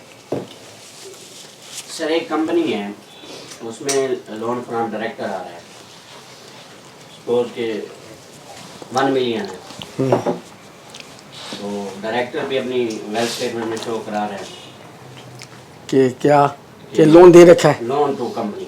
ठीक है, अब कंपनी सेल हो जाती है, मैनेजमेंट चेंज हो गई, ठीक है, तो अब जो है ना जो न्यू डायरेक्टर आएगा, पहले शीट में तो आ रहा है लोन फ्रॉम डायरेक्टर, अब हम उसको कैसे डिस्क्लोज करेंगे? वो उसी नहीं, इसमें मैनेजमेंट चेंज होने का इससे कोई ताल्लुक नहीं है। ये है नहीं, ये अकाउंट का मामला है, उसके लोन टू डायरेक्टर है, लोन टू डायरेक्टर है, अकाउंट में है, या किसी भी बंदे के जमा है पैसे, जब तक उसको पे नहीं होते वो अदारे के ऊपर लायबिलिटी है। वो आपको ये बता दूं कि ये जो अकाउंटेंसी है ना, अकाउंटेंसी जो है ना मालिकान के हिसाब से नहीं चलती कि मालिक कौन है कौन नहीं है। अकाउंटेंसी चलती है कैशियर के हिसाब से। अगर मालिक भी पैसे लेगा, कैशियर उसके नाम डालेगा। अगर कैशियर मालिक से पैसे लेगा, उसके जमा करेगा। यानी मालिक और कैशियर, यानी कैशियर ऐसे होता है जैसे असल मालिक ये है जो कैश को डील कर रहा है, अकाउंट्स को डील कर रहा है, ठीक है ना। तो वहाँ जो है ना, ये एक ही जगह बी आ गया, बी की जगह सी आ गया, वो ओनर आते रहे, लेकिन अकाउंट्स में तो यानी कि जो पहले डायरेक्टर उसके नाम खड़े हैं पैसे, रूपराम गुप्ता नहीं उसके नाम खड़े हैं कि नहीं खड़े। रूपराम गुप्ता ने पहले लिख और पीछे दे, मैनेजमेंट चेंज हो गई है। आगे नहीं, पहले नहीं, आगे लिख पीछे दे, भूल पड़े तो किताब से ले। ये रूपराम गुप्ता है, इंडिया का था, उसके बीकॉम में पहले वही पढ़ाई जाती थी, आजकल तो पाकिस्तानी ऑथर है। अब वो ये भूल यानी आगे लिख पीछे दे, यानी पहले आप लिखो बाद में पेमेंट करो, यानी कि पेमेंट कर दी या मैं लिख लेता हूँ 2 मिनट ठहर के, वो भूल जाता है बात का। आगे लिख पीछे दे, भूल पड़े तो किताब से ले, किताब से ले। सही है, लिखा हो जाता है।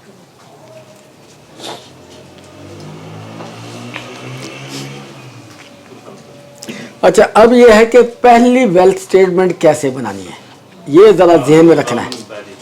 पहली वेल्थ स्टेटमेंट कैसे, पिछले उसमें आप एक टॉपिक छोड़ गए, बैलेंस शीट वाला।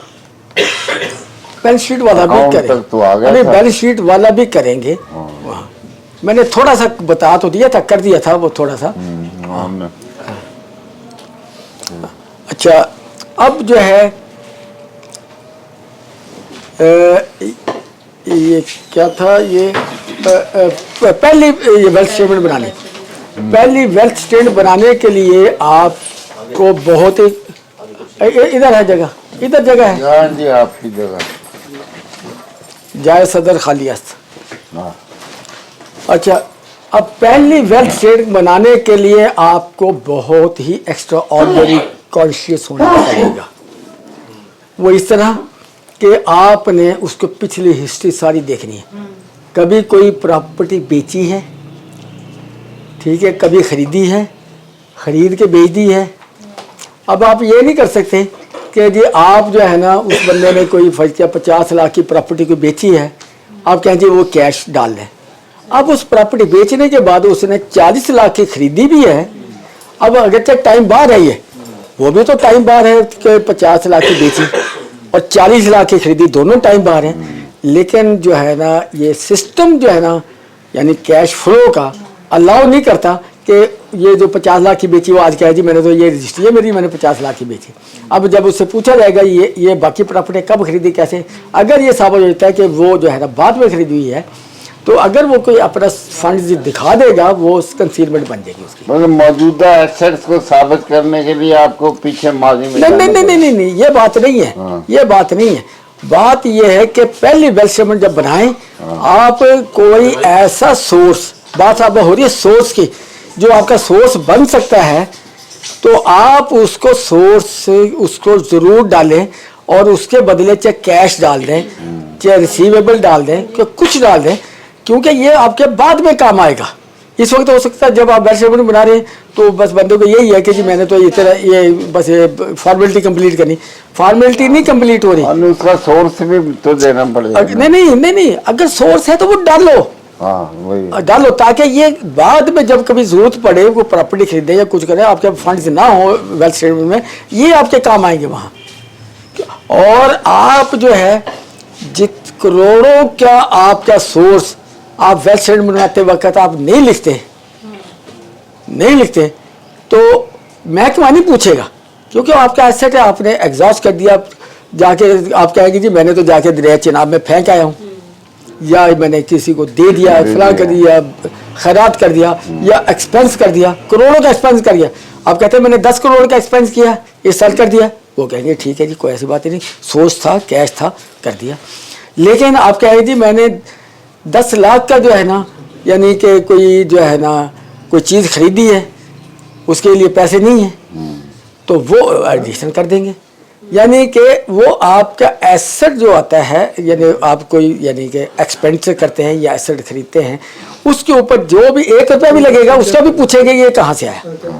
आप करोड़ों रुपया वेल्थ स्टेटमेंट बनाते वक्त तो नहीं लिखते, महकमा नहीं इसको कहेगा कि आपका पहले तो इतना कैश आ रहा था या इतना फंड्स आ रहे थे, ये एकदम कहाँ चले गए, वो नहीं पूछेंगे। लेकिन अब आपको जरूरत पड़ेगी, वो फंड्स आपने एक बार 30 जून को वो उसको निकाल के वेल्थ स्टेटमेंट बना के फाइल हो गए कर दी है ना, तो वो जो है ना अगर रिवाइज करने वाली पोजीशन में आप नहीं हैं, होता है ना टाइम बार हो गया है, तो आप कोई चीज़ खरीद रहे हैं तो आपने 30 जून में यानी कि अगर तो रिवाइज वाली पोजीशन है तो आप पहले उस वेल्थ स्टेटमेंट को रिवाइज करेंगे, उसमें एक्सप्लेनेशन देंगे ये मेरा एसेट रह गया था डिस्क्लोज होना, ठीक है। और उसके बाद जो है आप जो है उसको जो है वो यानी दिखाएंगे। क्लियर है यानी, क्योंकि पहली वेल्थ स्टेटमेंट में आप अपने फंड जितने भी आपके पास सोर्स पड़े, फर्स्ट या इनहेरिटेड प्रॉपर्टी आई थी आपने सारी बेच दी है, अब वो पैसे आपने जो है ना भूल जाते हैं लिखते वक्त, क्योंकि जब वेल्थ स्टेटमेंट बन रही होती है वो ऐसे होता है जैसे कि फॉर्मेलिटी करनी है, तो फॉर्मेलिटी में आप भूल जाते हैं तो आपका वो सोर्स ज़ाया हो गया। अच्छा, दूसरी चीज़ आपको एक और बता दूं, थोड़ा सा यह एक पॉइंट है, 111 सेक्शन जो है ना जिसमें कंसीलमेंट बनती है उसमें दे रखे कि आपने अगर ये किया, कोई एक्सपेंस किया, कोई एसेट खरीदा, कोई क्रेडिट अमाउंट से आपकी किसी किताबों में फलां में बैंक बैलेंस है, फलां है, ये है 4-5 चीज़ें हैं, वो बताने के बाद यानी कि वो फर्ज किया आपने, आपकी एक प्रॉपर्टी है आपने डिस्क्लोज नहीं की, बैंक अकाउंट है आपने डिस्क्लोज ही नहीं किया, ठीक है ना। अब जो है ना अब 1 मिनट, अच्छा, अब आपका जो है ना वो जो है ना आपने वो एसेट वेल्थ स्टेटमेंट डिक्लेयर ही नहीं किया, महकमे का नोटिस आ जाता है। अब जो है ना ये सारे सिचुएशन ने बताने के बाद जो पहला फिक्रा स्टार्ट हो रहा है किताब में, and the tax payer is not in a position to explain the source. Non declaration जुर्म नहीं है, अगर वो सोर्स एक्सप्लेन नहीं कर सकता फिर वो ऐड होगा, समझिए, यानी कि वो डिक्लेयर नहीं किया वो कोई जुर्म नहीं, लेकिन जो है ना उसका सोर्स अगर एक्सप्लेन नहीं कर सका। ठीक। चलो नमाज पढ़ लेते हैं। हाँ जी, हाँ जी। नमाज के वक्फे के बाद दोबारा शुरू करते हैं। अच्छा, अब हमने जो है ना हमारा टॉपिक, जैसे आपको पता है कि हमने वो चीज़ें डिस्कस कर रहे हैं जिसमें हम कुछ एहतियात करके जो टैक्सेशन हम पे हो सकती है हमारी गलती वजह से, उससे बचने की चीज़ें, सिर्फ मैंने वही आइटम ले रहा हूँ। और इसमें जो है ना अब पहली जो वेल्थ स्टेटमेंट है, इसके मुतालिक मैंने बताया था आपको कि इसके लिए आपको बड़ा मोहतात होना पड़ेगा, पीछे उसका सारी हिस्ट्री लेनी पड़ेगी, जब से कोई एसेट खरीदो फरोख्त हो रही है क्या है, उसमें जो है ना जो भी उसका जो सोर्स बनता रहे, फर्क प्रॉपर्टियाँ खरीदी, जितनी खरीदी है वो देख लो, जितनी बेची हैं वो उसका, यानी अच्छा ये भी आपको बता दूं, वैल्यू जो होती है ना हमारी वेल्थ स्टेटमेंट के लिए, वो वैल्यू नहीं होती जिसके ऊपर एक्चुअल ट्रांजैक्शन हो रही होती है। हमारे लिए वैल्यू वो होती है जिस पे रजिस्ट्री हो रही होती है। अब कोई बंदा ये कह दे, एक केस मेरे पास था, बड़े पुराने वक्तों की बात है, मेरे खाने वाले का पड़ोसी था, उसने कुछ ज़री ज़मीन ली, शुफा से बचने के लिए उसने वैल्यू ज़्यादा की वो इंतकाल कराया। अब उसको नोटिस आ गया। अब हम जितना मर्जी कहते रहे, कहते हमने शुफा से बचने के लिए ये किया, कहते डॉक्यूमेंट बता रहे हैं, रजिस्ट्रार विटनेस है, तो आपने अपने गवाह जो डाले हुए हैं वो भी विटनेस है कि ये इतने की ये डील हुई है, तो हम कैसे मान लें ये कम सर, किए। एक सेल एग्रीमेंट हो जाता है, दोनों पार्टियां उस पर कर देती हैं कि हम साइन वो कर रहे हैं कि मैं इतने की बेच रहा हूँ, वो कह रहा है मैं इतने की ले रहा हूँ, सेल एग्रीमेंट। बस जो रजिस्ट्री में आएगा वही होगा। रजिस्ट्री को बढ़ा के करवा लेता है, बड़ा है है। रजिस्ट्री ज्यादा अमाउंट की करवा लेता है, सेल एग्रीमेंट उनके पास ना ना ना, रजिस्ट्रियाँ कम अमाउंट की होती हैं। नहीं, अगर फर्ज करवा लो शुफा से नहीं, बचने नहीं, के लिए ज्यादा क्यों करवाता है? नहीं नहीं नहीं, ज़्यादा की करा, देखो देखो मेरी बात सुने, मेरी बात सुने, मेरी बात सुने। इसके मुतल्लिक जो है ना FBR ने पुराने वक्तों में सर्कुलर जारी किया था, जिसमें ये किया था कि अगर जो है ना, यानी कि जो एग्रीमेंट है, यानी ये वहाँ की बात है जब रजिस्ट्री कम वैल्यू की होती है, वहाँ ये कि अगर उनका आपस में सेल डीड जो है या एग्रीमेंट जो है वो महकमे के पास आ जाता है तो वो प्रवेल करेगा, वो प्रवेल करेगा। यानी उसमें जो सेलर है उसकी अमाउंट तो वही रहेगी जितने पे रजिस्ट्री हुई है, उस एग्रीमेंट की वजह से उसकी वो अमाउंट बढ़ नहीं जाएगी, लेकिन जो बायर है उसको वो एक्सप्लेन करना पड़ेगा जिस पे उसने एग्रीमेंट किया था। अच्छा, अब ये तो हो सकता है कि एग्रीमेंट कर ले किसी और बंदे के नाम से, ठीक है ना, अपने किसी फैमिली मेंबर के नाम से या किसी के नाम से कर ले, लेकिन रजिस्ट्री कराए अपने नाम से, थोड़ा बहुत एडवांस जो दिया है बयाना वो मुड़वा ले, ठीक है जी, मुड़वाना क्या वो बाद में जो है वापस भी ले सकता है, हाँ ले सकता है, यानी घर की बात है ना। तो अब वो जो है ना वो कम पे रजिस्ट्री कराएगा तो वो उसके लिए कोई गलत नहीं है, क्योंकि उसने एग्रीमेंट नहीं किया हायर अमाउंट का, जिसने किया था उसने ली क्यों नहीं, उसके बाद में पता चला ये अमाउंट प्रॉपर्टी इतनी की वैल्यू की नहीं है, इसने वो बैकआउट कर गया। अब एक्चुअल अमाउंट पे जिस पे वो रजिस्ट्री हुई है वो समझे वो एक्चुअल अमाउंट कराएगी कि जी ठीक है दूसरा बंदा आ गया, लेकिन वही बंदा अगर वो लेता है कम रकम पे अपने नाम पे रजिस्ट्री कराता है फिर गलत है। वहाँ भी जो एग्रीमेंट होता है उसमें भी ये लिखा होता है मैं अपने नाम से या किसी और के नाम से रजिस्ट्री कराने का मेरा हक है, वो पाबंद होगा। तो लिहाजा जो है ना, लेकिन अपने नाम से यानी कि जो बायर है एक्चुअल बायर है जिसके नाम ट्रांसफर नहीं है वो अपने नाम से एग्रीमेंट ना करे। सर डीसी रेट वाली बात तो पुरानी नहीं हो गई, अब तो एफबीआर कहता है फेयर मार्केट वैल्यू। ना ना ना, FBR रेट भी चल रहा है, DC रेट भी चल रहे हैं। डीसी रेट तो रजिस्ट्री पर्पस के लिए ना, लेकिन और जहाँ भी है, नहीं जहाँ भी है आपका CVT उस पर आता है कि नहीं आता, लेकिन FBR तो अब FBR अपनी वैल्यू के मुताबिक देखता है जी। इवन के 111 भी वो कहता है जी कि सेक्शन 68 में कि हमने जो फेयर मार्केट वैल्यू है सेक्शन 111 के लिए वो वही होगी जो FBR रेट। अगर और 237W 2019 में खत्म हो गया है, 237W तक तो 3% दे कर लोग बच रहे थे अपने आप को, बिल्कुल सही। लेकिन अब जब नोटिस आ गया तो फिर मसला बनेगा कि जी कि जो आपने FBR की वैल्यू है क्या उसके मुताबिक वेल्थ में डिक्लेयर किया कि नहीं की, अगर वेल्थ में डिक्लेयर किया तो क्या 111 उसके बाद नोटिस जो होगा वो 111। बिल्कुल बिल्कुल बिल्कुल सही। थोड़ा सा पॉइंट मेरे से सवाल है। पास कर लें, मेरी एक प्रॉपर्टी है, उसकी जो मैंने सौदा किया है किसी XYZ को बेची है, मैंने 1 करोड़ पे प्रॉपर्टी बेची है मैंने। 1 करोड़ की मैंने प्रॉपर्टी बेची। ठीक है, ठीक है, मेरा उसका सेल एग्रीमेंट भी 1 करोड़ का ही हो गया। ठीक है। अब जब रजिस्ट्री कराने के लिए जाता है तो उसको टैक्स से बचने के लिए तो वहाँ पे जो पे करने पड़ते हैं, वो कहते हैं मैंने रजिस्ट्री 70 लाख की करवानी है या मैंने 50 लाख की रजिस्ट्री करवानी है। वो 50 लाख रजिस्ट्री करवा के चला जाता है। वापस अर्थ में तो ठीक है, 50 लाख के साथ प्रॉपर्टी की परचेज दिखा देगा।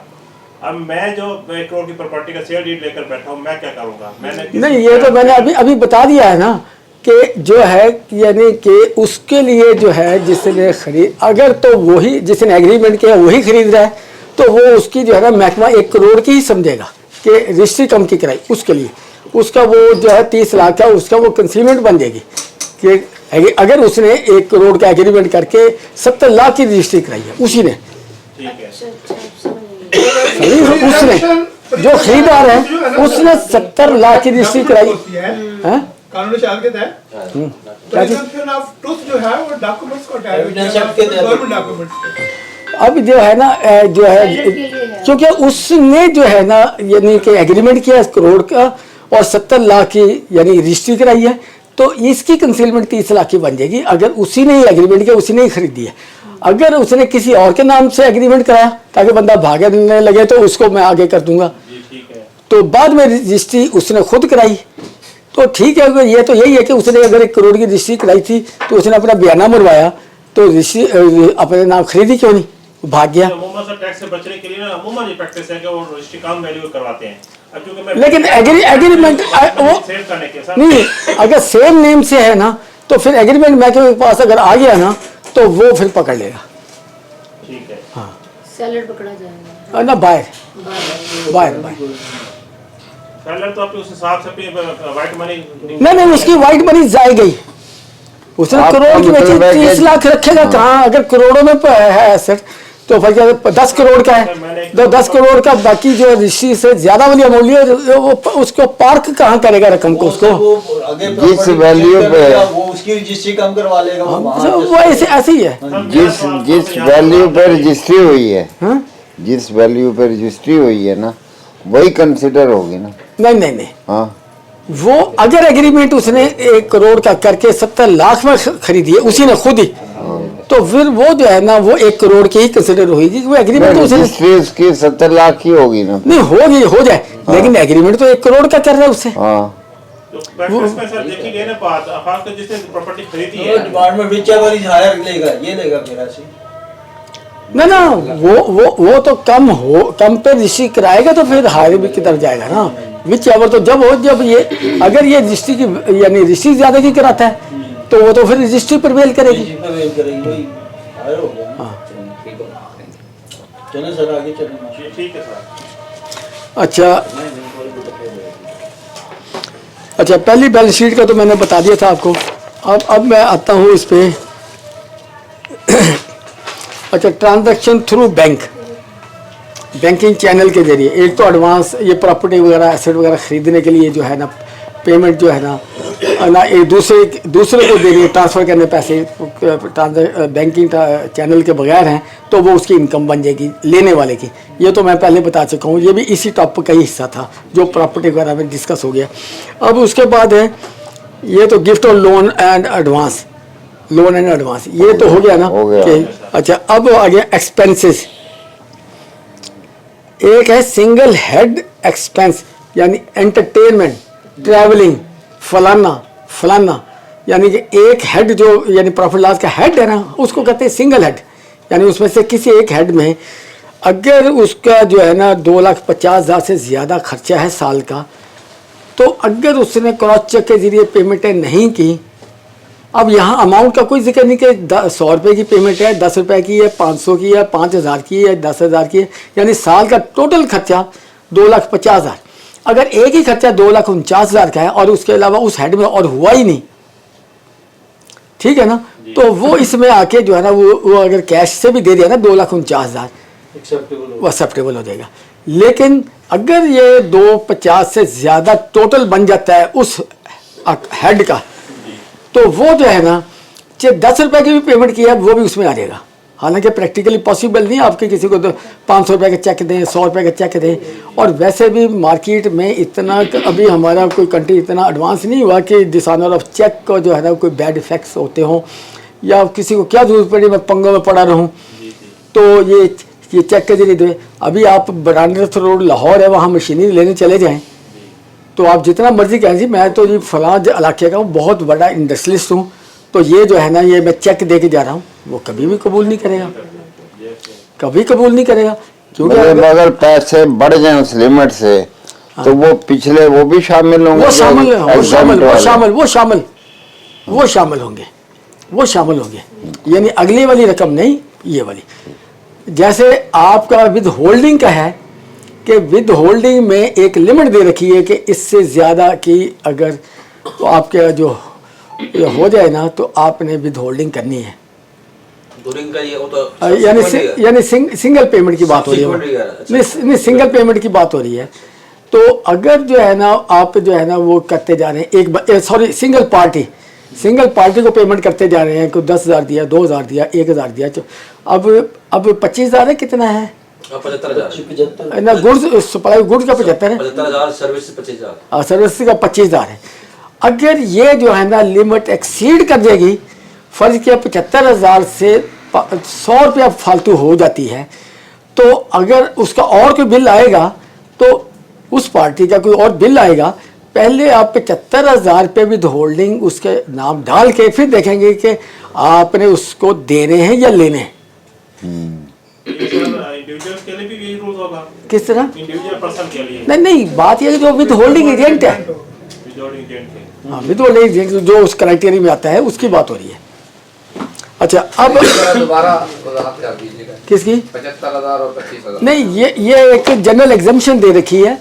पुराने वक्तों में यानी 1991 में जब आया था ना विद होल्डिंग का ये सिस्टम, तो उस वक्त था कि 10,000 सर्विसेज रेंडेड का और 25,000 सप्लाई ऑफ गुड्स का, यानी जब जुलाई से लेकर जून तक अगर 75 अब उसकी लिमिट बढ़ के सर्विसेज रेंडेड की 25,000 हो गई है और सप्लाई ऑफ गुड्स की 75,000 हो गई है। जब ये टच कर जाएगी उस पार्टी से तो विद होल्डिंग हो जाती है। अच्छा अब जो है ना एक बंदा जो है ना, अब 1 साल की बात जो है ना उसको मैं थोड़ा सा एलेबोरेट कर दूँ। 1 साल से मुराद यह है कि 1 जुलाई से लेकर 30 जून, अगर इधर 30 जून को यानी पिछला 30 जून उसमें उन्हें 74,000 रुपये की कोई पेमेंट की है एक पार्टी को, या एक ही पेमेंट है या इससे ज़्यादा पेमेंट है, 74,000 की है, विद होल्डिंग नहीं है, अगले दिन फिर 74,000 की कहती है। अब ये 2 डिफरेंट ईयर्स में आ गया, ये दोनों जो है ना अपने सालों में ये इसमें विद होल्डिंग नहीं, इसी तरह इसका भी है। एक एक्सपेंस में आप कह रहे हैं कि अगर 2.5 लाख की लिमिट है वो भी इंडिविजुअल उसमें ना है कौन सी सिंगल सिंगल हेड वाली वो 2,75,000 हाँ 2,50,000 ठीक है बिल्कुल सही। क्रॉस चेक पेमेंट होनी चाहिए नहीं क्रॉस चेक अकेला नहीं है, थ्रू बैंकिंग चैनल है जिसमें क्रॉस चेक है, क्रॉस बैंक ड्राफ्ट है, क्रॉस पे ऑर्डर है, ऑनलाइन पेमेंट है, और जो है ऑनलाइन पेमेंट के बाद जो है ये है कि थ्रू बैंकिंग चैनल ना सॉरी बैंक ट्रांसफ़र। लेकिन क्रॉस चेक के अलावा जितने मैंने मोड्स बताए हैं ना, इनके लिए ज़रूरी है कि ये यानी कि पेयर और पेई दोनों के बिजनेस बैंक अकाउंट से ये ट्रांजैक्शन हुई, business bank account, personal account नहीं, बिजनेस बैंक अकाउंट से हुई हो, और उनकी साथ ये भी कंडीशन उनकी बैंक स्टेटमेंट से वेरीफाई हो रही हो। क्रॉस चेक के इससे एग्जम्पशन है।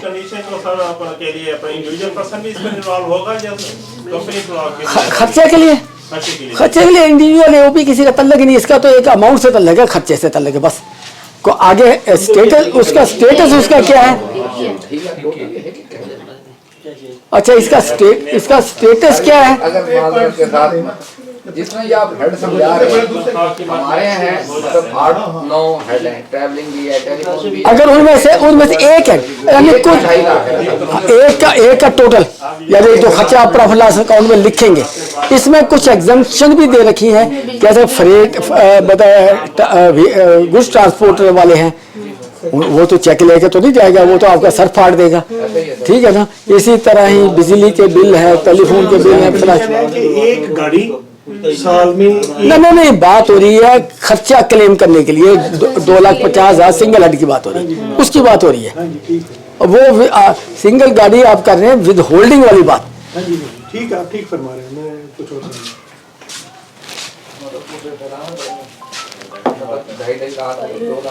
तो ये जो ट्रैवलिंग है आप और उसकी एग्जम्पशन दे रखी है उसी सेक्शन में, टोटल एग्जाम्प्ट है। इसी तरह हाँ नहीं, गुड ट्रांसपोर्ट को यानी कि वो जो है ना 2.5 लाख से ज्यादा भी हो जाए, 10 लाख हो जाए, 20 लाख हो जाए, ठीक है ना, सिंगल हेड में, लेकिन वहाँ ये क्रॉस चेक के जरिए पेमेंट करने की कंडीशन नहीं है। उसमें होटल होटल के बिल हैं, अब वो उसे प्रोवाइजो दे रखी है ना, उसमें ये सारे लिखे हुए हैं। मेडिकल का हाँ, उसमें मेन गुड ट्रांसपोर्ट वाला है, मेडिकल वो सब फाड़ देगा। मेडिकल का खर्चा बहुत ज्यादा हो जाता है, बहुत लोगों को ऑपरेशन हो जाए वो इसमें एग्जम्पशन में नहीं है। वो तो पर्सनल एक्सपेंस है ना, वो बिजनेस एक्सपेंस नहीं, आप फैक्ट्री है आपके और फैक्ट्री में एम्प्लॉइज की ट्रीटमेंट आप करवाते हैं, फैसिलिटी दे रखी है, वो खर्चा आता है, वो भी तो यानी कि बिजनेस एक्सपेंस है ना। आप बिजनेस प्रॉफिट लॉस में बिजनेस एक्सपेंस डालेंगे इस तरह करके, वो है चाहे पर्सनल है। अब खाना है किसी ने, वो खाना उसका पर्सनल हेड है, लेकिन आप एम्प्लॉइज को खाना दे रहे हैं, वो आपका खर्चा है। अंकल आप यही कह रहे हैं कि जो है कि सारे मॉड यूज कर सकते हैं, स्पेशली क्रॉस चेक से नहीं करनी, क्रॉस चेक से पेमेंट नहीं करनी। ना मैंने कहा है कि क्रॉस चेक से पेमेंट करेंगे, फिर उसकी वेरिफिकेशन की जरूरत नहीं कि बैंक अकाउंट में बैंक स्टेटमेंट, दोनों की बैंक स्टेटमेंट में आया या नहीं आया। अगर क्रॉस चेक अगर जो है ना ये जो ड्राफ्ट है, पे ऑर्डर है, क्रेडिट कार्ड है, ऑनलाइन और इसी तरह की चीज़ें हैं, तो वहाँ जो है ना ये वहाँ बैंक अकाउंट जो है ना उसका बिजनेस बैंक अकाउंट जो उसने डिक्लेयर कर रखा हो, उस दोनों के बिजनेस अकाउंट में अगर आ रही है तो फिर मानी जाएगी, वरना नहीं मानी जाएगी। लेकिन क्रॉस चेक जो है ना वो एक जनरली एक्सेप्टेबल है कि जी वो ठीक है, बिल्कुल सही, उसमें बैंक अकाउंट देखने की जरूरत ही नहीं, क्योंकि इसके बैंक अकाउंट से क्रेडिट होगा जब भी जाएगा ना, और दूसरे जो बैंक अकाउंट में जाएगा।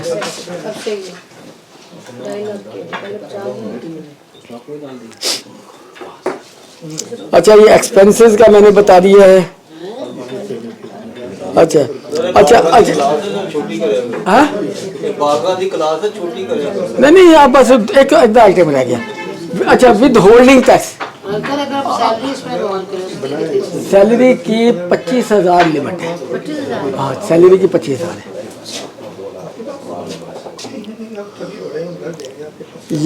यानी क्रॉस चेक हो, उसके लिए दो चीजें हैं, क्रॉस चेक के जरिए जाए या यानी बाज का एम्प्लॉयर जो है ना एक लिस्ट दे देता है और साथ एक चेक पूरी रकम का काट दे देता है और उनके बैंक अकाउंट वही होते हैं, वो उसमें direct transfer to their bank account. अगर ये है तो जब भी, क्योंकि अभी इतने तमाम एम्प्लॉइज के जिनकी इससे ज्यादा सैलरी वो चेक काटने बाद का मुश्किल होते हैं। 3 बजे करीब आ गए। अच्छा, अब विद होल्डिंग टैक्स अगर करना है, आप लाइबल, आप विद होल्डिंग एजेंट हैं और आपने विद होल्डिंग करना है, तो ये भी आपको बता दूं कि ये हमने जो है ना ये एक लिमिट जो बना रखी है ना कि विद होल्डिंग एजेंट मैं इतने पे बनूंगा, इतने पे नहीं बनूंगा। कुछ ऐसी चीज़ें भी हैं जहाँ जो है ना इस लिमिट का कोई तल्लक नहीं। मिसाल के तौर सैलरी पे करना, कमीशन पे विद होल्डिंग करना, वहाँ ये लिमिट्स नहीं है। इसी तरह और भी कुछ चीज़ें हैं जहाँ गवर्नमेंट ने प्रेस्क्राइब कर रखा है, आप यहाँ से उसका टैक्स विद होल्ड करेंगे, तो वो तो 153 की लिमिट है, सिर्फ 153 की जो हमारे जेनों में है कि इतने टोटल हो जाएगा। तो भी है, अगर 6 लाख से एक्सीड करेगी तो वो काटेंगे। नहीं, वो तो टैक्सेबल होगी तो काटेंगे ना, वो तो डिडक्टेबल जहाँ होगा। हाँ, अच्छा, विद होल्डिंग में जो है ना 2 नुकसान आते हैं। एक तो यह है कि आप असेसिंग डिफॉल्ट बन जाएंगे अगर आपने नहीं काटा। अगर वो एसेट है, क्योंकि आपको कोई एसेट है तो फिर तो आपको कोई बैड इफेक्ट नहीं। अगर वो एक्सपेंस है, एक्सपेंस आपका 21C सेक्शन है, उसके तहत डिसअलाउ हो जाएगा। यानी दो नुकसान है, एक्सपेंस में दो नुकसान है, एसेट में आप डिफॉल्टर बन जाएंगे तो वो आपसे रिकवरी हो जाएगी।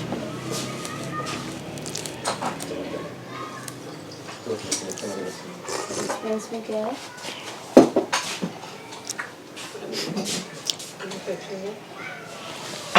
सर एक्सपेंस में क्या बताया था? एक्सपेंस में क्या किस तरह?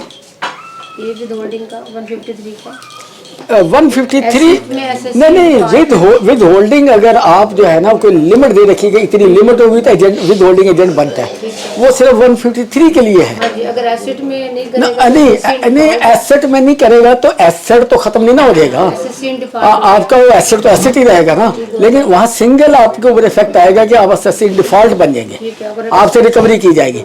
लेकिन अगर एक्सपेंस है तो एक्सपेंस में जो है ना सेक्शन 21C में एक्सपेंस आपका डिसअलाउ हो जाएगा, जितना एक्सपेंस डिसअलाउ हो गया उसका वो इनकम बढ़ जाएगी आपकी और वो टैक्स लग जाएगा। तो और दूसरा डिफॉल्टर विद होल्डिंग के भी बन जाएंगे। और कोई किसी का क्वेश्चन हो या कोई इशू हो? इसमें कुछ ये जैसे पेंशनर्स अकाउंट है नेशनल सेविंग वालों के पास, हाँ हाँ, उन पे चार्जिंग सेक्शन है, विद होल्डिंग नहीं है। किस तरह? होल्ड नहीं करते, लेकिन जब हम जमा कराते जब हैं, हम जब रिटर्न जमा करते हैं तो उस वक्त देना पड़ता है, जमा करवाना। नहीं, मेरी बात सुन लें, मेरी बात सुन लें। दो चीजें अलग अलग है, एक है विद होल्डिंग होगी या नहीं होगी, विद होल्डिंग करना ना करना हो, एक है टैक्सेबिलिटी।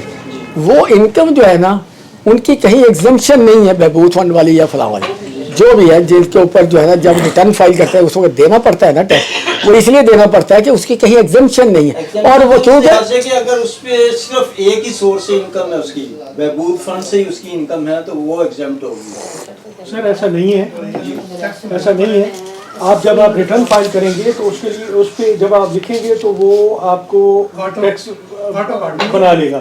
सिर्फ एक सोर्स से मैं कह रहा हूँ। अच्छा, लेकिन उसमें एक है आपके लिए, मतलब जो जानने की बात है वो ये है कि उसकी सीलिंग है 10%, मतलब 5%। अच्छा, आप अब हो गया होगा 5 नए साल से, मतलब है, लेकिन बेसिक एग्जम्पशन है उसमें। जी, बेसिक है। जैसे पहले बेसिक एग्जाम्पशन भी नहीं थी पहले नहीं थी, अब वो कर दिया होगा, वो मेरे नॉलेज में नहीं है। 6 लाख ही है वो तो सीलिंग 10% है, तो ये भी बहुत ज्यादा एक बेनिफिट है, मतलब है आप अदर प्रॉफिट कट जाता है, वो अगर बैंक से प्रॉफिट लेंगे वो तो एडफोर्स कट जाता है ना, इसका एडफोर्स नहीं करता, फिर पार्टी को तकलीफ होती है जमा करवाते हुए। हाँ, ये प्रॉब्लम होती है, हमें भी बहुत ज्यादा फेस किया हमने इस चीज को। अगले जना बुरा भला तक कहना शुरू कर देते हैं कि अच्छा जी ये आप लोग अब वो तो खा चुके हैं, खा पी चुके हैं। हाँ, नहीं तो जब गवर्नमेंट नहीं लेती, वो कटौती नहीं है, तो आप लोग क्यों मतलब वो करते हैं? और इनकम में ऐड हो जाएगा, कोई अदर इनकम उसमें ऐड हो जाता है, फिर टैक्स लग जाता है। वो एक ही एग्जम्पशन देंगे ना 6 लाख। आज का ये बड़ा इंटरेक्टिव सेशन, और इससे हमने बड़ा सीखा है कि जी हम ऐसे टैक्स जो कि जिसे हम आज से प्रिवेंशन और कोई प्रिकॉशनरी मेयर अपनाएं तो हम कैसे बच सकते हैं। तो मरोनस गाजी साहब, चार्टर्ड अकाउंटेंट और senior member Multan tax bar association, बड़ा ही इन्होंने तफसील में और इंतहाई जामे और एक एक चीज़ को इलोबरेट करके हमें समझाया कि अपने क्लाइंट को कैसे डील करना है, और हमने उसकी रिटर्न और उसकी वेट स्टेटमेंट को और उसकी जो परचेज और उसकी मैटर्स को कैसे हैंडल करना है, ताकि एक ऐसा टैक्स जो नहीं बनता मेरे पे लेकिन ला के मुताबिक डीम होकर कल लग जाए, तो हमने उससे बचना है। और अब मैं अपने जनाब सदर मलिक खादिम हुसैन मेतला साहब को गुजारिश करूँगा कि एक तो मेहमानों का शुक्रिया अदा करते हैं, सेशन को क्लोज करने का भी ऐलान करते हैं। और कल हमारी एक मीटिंग हुई है चीफ कमिश्नर लैंड एवेन्यू साहब के साथ, और बड़े ही एक हमने जामे और एक उस पर बड़ी तफसीली हमने जो हमारी मुश्किलात आ रही थी हमारे मुल्तान टैक्स बार के मेम्बरान को, वो हमने डिस्कस की हैं। तो उसके बारे में मीटिंग का जो हमारा एक की पॉइंट्स हैं, जो उनके साथ मिनट्स ऑफ मीटिंग है, वो भी आप सबको आगाह कर रहे हैं, ताकि ना हमारे मेम्बरान और जो नहीं आ सके उनको हम इस वीडियो के जरिए हम अपना कल की वीडियो को इस वीडियो के जरिए हम अपना उन मेम्बरान को बता सकें जी कि हमारा उनके साथ क्या लाया अमल बना है और आइंदा आपने कैसे चलना है। तो मैं गुजारिश करूँगा। छोटा जो मैं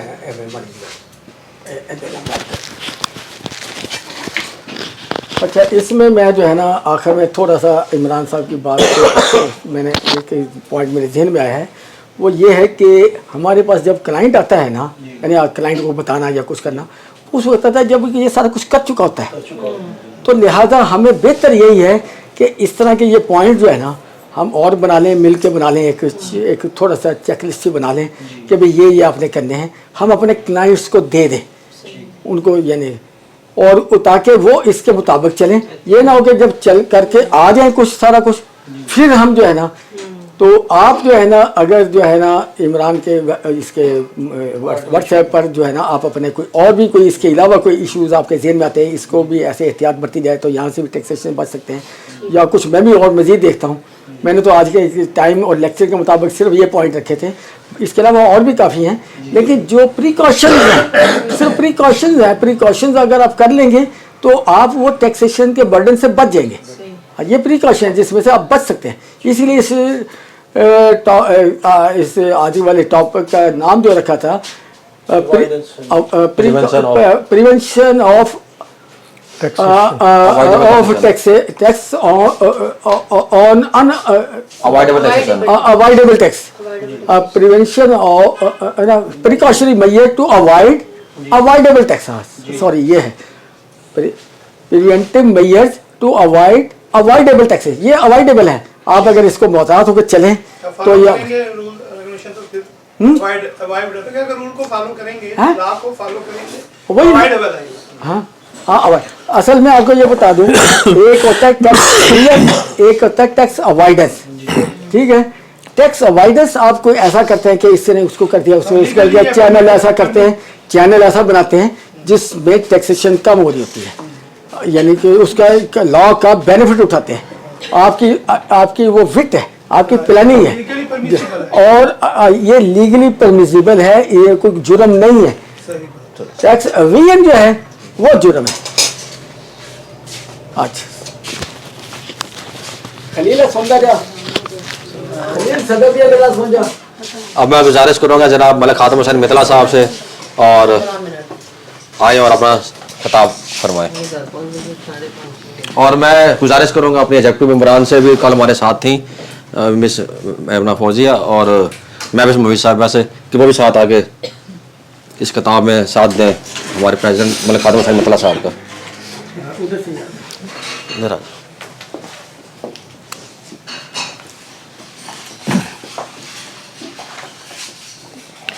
बिस्मिल्लाहिर्रहमानिर्रहीम। मैं सबसे पहले तो आप सबका जो शुरका हैं इस आज के लेक्चर का, उनका शुक्रिया अदा करता हूं कि वो अपने टाइम निकाल के आए, इस लेक्चर में शरीक हुए, और इससे आपका जो है ना जो प्रोफेशन के साथ, उसके नॉलेज के साथ तशनगी जो है ना आपकी ज़ाहिर करती है कि आप यानी कितना एक चाहते हैं कि आप इस प्रोफेशन को अच्छे अंदाज से सीखें और अच्छे अंदाज से अपने क्लाइंट्स को मतलब मुस्तफ़ीद करें इससे। और इसी के साथ मैं जनाब मोहतरम उस्ताद मोहतरम जनाब मोहम्मद यूनुस गाजी साहब, जो कि एक नामी ग्रामी चार्टर्ड अकाउंटेंट हैं, और ये पाकिस्तान लेवल पे भी टैक्सेशन की बहुत सारी खिदमात हैं, मुख्तलिफ मतलब पाकिस्तान लेवल पे बार्स को रिप्रेजेंट करते रहे हैं। मुल्तान टैक्स बार के भी ये सरपरस्त हैं हमारे जो है ना, और उन्होंने ये बेड़ा उठाया हुआ है कि आप लोगों को अपने इस पूरे कैरियर का जो भी निचोड़ है वो आपको उसके मुताबिक चीज़ों की कम्प्लिकेशन है, जो इश्यूज़ हैं उनकी कम्प्लिकेशन को समझाएं। तो मेरा ख्याल है आप बहुत अच्छे तरीके से ये सारी चीज़ें समझ पाए होंगे। इवन अगर फिर भी कोई चीज़ रह जाती है जो, तो वो आप व्हाट्सएप पे मैसेज के ज़रिए, जिस तरह सर ने भी फरमाया, इमरान गाजी साहब भी वो कर रहे हैं, उसके थ्रू भी आप पूछ सकते हैं, टेलीफोन कॉल के ज़रिए भी पूछ सकते हैं। लेकिन टेलीफोन कॉल पे और बाकी चीज़ों से कुछ ना कुछ तो चलो रहनुमाई हो जाती है, लेकिन इस जो लेक्चर का प्रोग्राम है, इसको मेरे ख्याल है जब फेस टू फेस बात होती है तो वो फिर ज़्यादा मुख्तलिफ साथियों का सवाल, बाज़-औक़ात एक बंदे को बाद में परेशानी होती है कि अच्छा यार इशू था, तो वो एक और बंदा जो है ना उसको करंटली इशू होता है, तो वो मौके पे वो उसने डिस्कस किया तो फिर दूसरे साथी को भी ये इसका मतलब है इल्म हो गया। तो मैं आप सबका बहुत मशकूर हूँ।